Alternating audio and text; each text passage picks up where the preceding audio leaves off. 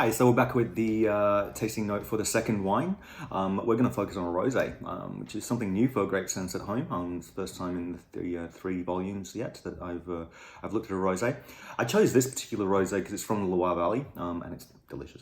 So rosé itself in France is better known for coming out of the famous Provence region in the far south of France. But this one is in the Loire Valley, which is very much in the north. So the appellation name here is Rosé de Loire. It's an appellation decreed in as recently as 1974.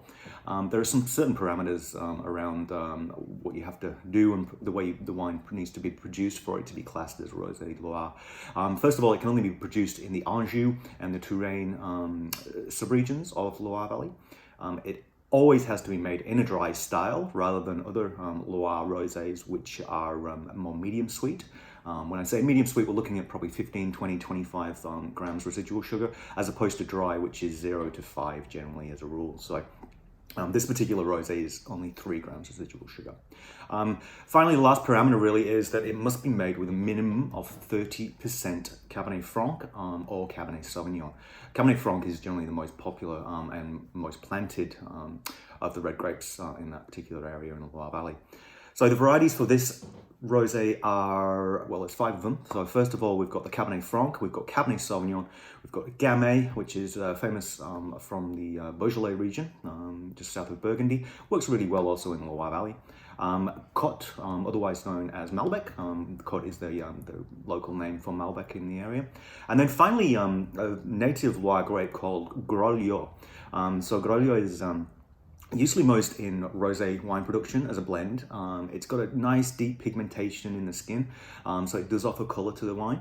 It's named after the French word grol, which translates to crow, and that refers to the almost black color of the actual grape skin itself.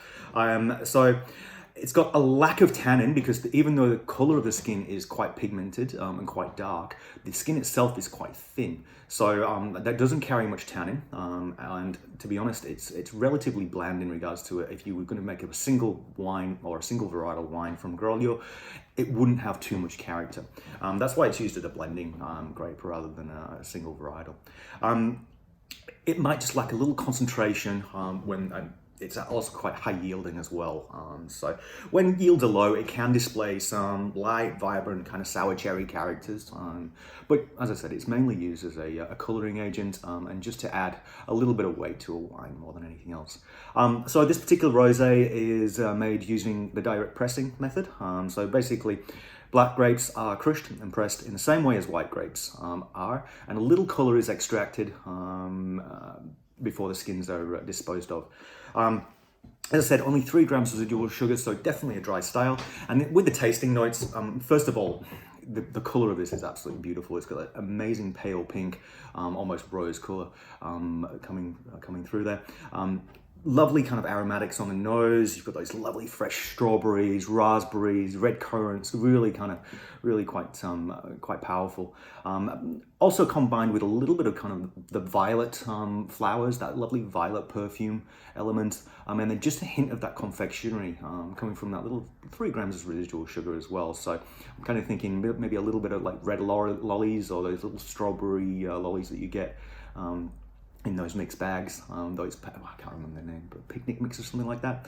Anyway, the palate is light, it's delicate and super fresh and super quaffable, super easy drinking. So a nice little segue, I think, into the last couple of wines, which are both reds. Enjoy. Thanks.